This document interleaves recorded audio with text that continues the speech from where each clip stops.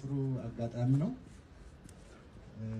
ጅማ ሄዳችሁ ሰርታችሁ የመጣችሁትን ሪፖርት ወዲያው ነው የደረሰው። ሪፖርቱን ሳይ በእናንተ በጣም ኩራት ነው የተሰማኝ። እዛ ሄዳችሁ ዲሲፕሊን አስተምራችኋል።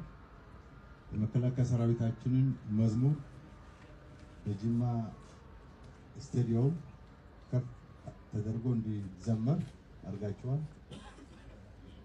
የበጎ አድራጎት ስራ